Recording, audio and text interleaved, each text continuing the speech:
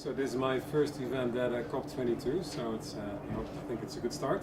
So what I would like to do is to share with you a view from the private sector. In our case, we are the leading global lighting company, and also with us, we are in a revolution with a different one than what we see in some elections these days. We are in what we call the LED lighting revolution. And that is not only a change from analog to digital, from lamps to LEDs, but also our business models are changing, financing is changing, the customers we work with are changing, and in a way they're in those changes that are challenging, but I would say also energizing. There are also lots of parts of the solution that we need in tackling climate change, because we have the agreements, Paris Agreement, Sustainable Development Goals, but we do know we need to do more, but we also do know that what is now on paper needs to be put in practice. So I wanted to share a few things with you. Yeah, I need to put it on view. Can I put it on view somewhere? It should be, is it PDF? Yeah, so that you have to put it on view. Right, I don't know how you do that actually. Because I'm Otherwise we'll manage, I'll see from there how to fit it. Climate adaptation. Okay, I think you can see most of it. So first of all, it's important to see what is actually the real challenge. And we do know we need to address energy efficiency, which has to do half or maybe up to 2/3 of the job, renewables, and perhaps some carbon engineering. So we need all of that. But then I focus particularly on energy efficiency. And if you then take a step back and see what needs to happen, and you see that due to global challenges, population growth, urbanization, and growth of the middle class, that globally the demand for energy keeps on rising by 3% per year. And the rate of energy efficiency improvement, as we build some new buildings, we use some more efficient appliances, we renovate parts of the infrastructure, but then that rate of annual energy efficiency improvement is only 1.5% per year. So you can imagine it needs to at least double to cope with the ongoing growth in energy demands. But it also needs to double if you look at it from 1.5 to 3%, because anything that we do 3% per year will bring us to carbon neutrality sometime mid-century or early in the second half of this century. So that's why then 3% I think is a number that you should remember. So what is that? But then what is it? We see that a lot of politicians, also national leaders in Europe, they then become a little bit cautious or uncomfortable because they don't know what to do. They think energy efficiency is an invisible form of energy, or if we demand new appliances and new buildings to be more efficient, then we're fine. But the big thing is, of course, that due to these global trends, the number of appliances, the number of buildings keeps on rising. To give you one number, the number of light points globally will grow between 2006 till 2030 by 35%, from something like 46 billion to 60 billion. And the same is valid for air conditioners and others. So not only do we need to do the new things right, but we also need to look at the existing install base, the existing infrastructure. So then that comes to what does it mean? Doubling the rate of efficiency improvement. It means accelerating renovation rates of existing infrastructure, mostly buildings, and in our case also street lighting. It means leapfrogging where new infrastructure will be built. So new cities, like here, let's say in Africa and India and China have focal points. We also said there, and for part that's moving to solar LED street lighting, some projects also being done in Morocco. Thirdly, we also said, yes, it's also always nice to ask other people what to do, but we walk the talk. So we as a company will worldwide be carbon neutral in 2020. And also we looking at lighting, we said, okay, there's also some good news, because the projections that we have are giving the fast increase in efficiencies, the fast development of LEDs, and we've actually increased those projections, and I'll show you those numbers a little later on. So here you see what I meant with the different changes happening. It's not just the technology, but there's much more to it. I'll do it one tick down so then you can see it. So we come from a world where we sold bulbs to distribution, and they replaced bulbs in shops and in streets, and then they didn't work anymore. But what you now see with the whole transition to digital lighting, to what we call connected LED lighting, you can actually aggregate a lot of the small efficiency gains, and then you see that you move from a business where you sell replacement bulbs to one where you can organize larger scale projects. So this is where we look at city scale and also company-wide. So what can we do in one big project, which is then leading and helping this acceleration.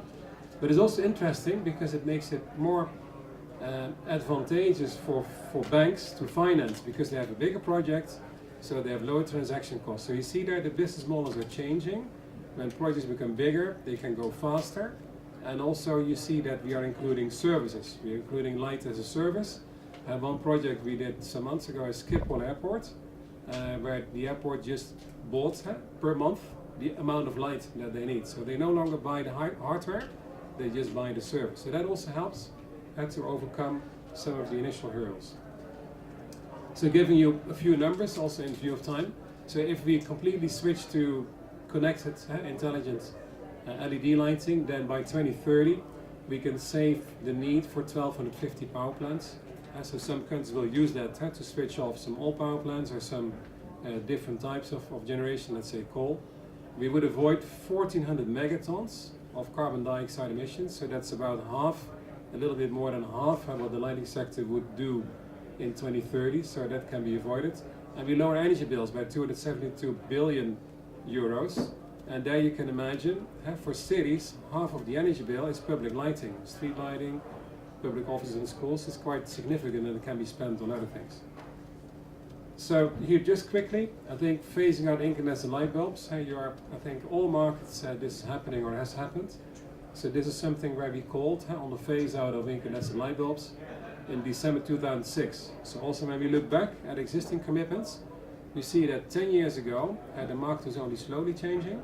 We made this call in December of that year and the market was stable at that time at 12 billion pieces a year. It was also 2/3 of our sales volume. Well, this year the market will be down to 4 billion, so 2/3 decline, and for parts even in the initial phase without regulation existing, and now there's more and more regulation. So this shows if we team up that a lot of progress is possible, and we know today more than ever that we need that. These are just a few news clippings. We work with the Climate Group, and the Climate Group have started piloting LED street lighting a couple of years ago with 12 large cities across the world, like Shanghai, Sydney, Rio de Janeiro, New York, London, and a few other places, and Kolkata in India. And at the time those cities actually didn't want to do this. They felt, yes, this is too early, we don't want to be guinea pigs, we don't want to be in this phase where maybe things can still go wrong.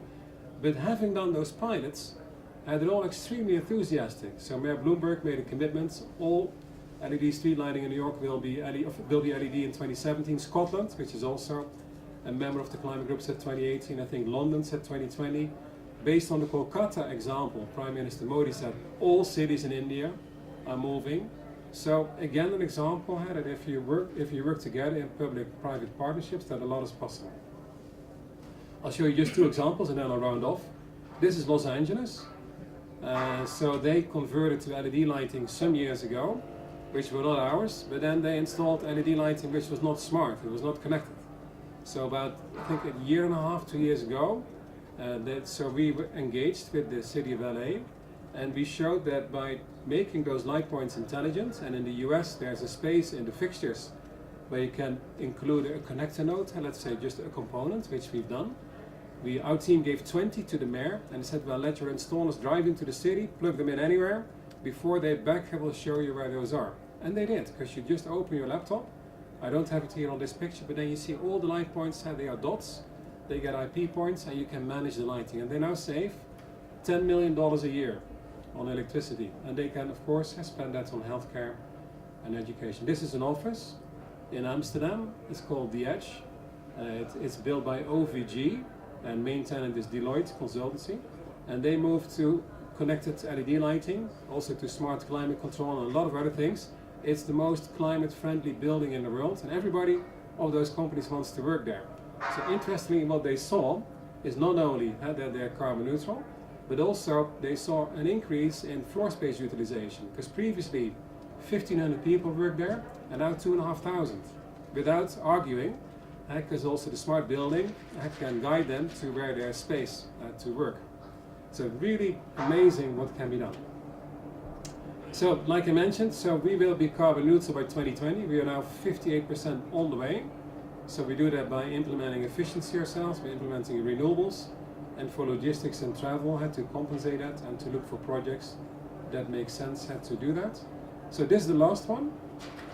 So just a few conclusions. So what we need to realize, if we then put into practice what needs to be done, then energy efficiency means accelerating renovation of infrastructure and leapfrogging to the cleanest solutions for new infrastructure. We have to do anything 3% per year, and certainly energy efficiency. And this is an agenda, and I think that is also something that is important given this morning's elections results. It's an agenda that is both good for the quality of our living environments, tackling climate change, but also for security of energy supply. It creates a lot of jobs, because this increasing energy efficiency by 3% per year creates 6 million jobs by 2020. And those are mostly people who are insulating buildings or changing the lights in the ceilings and the streets and putting in HVAC and whatever. So that is what I wanted to share.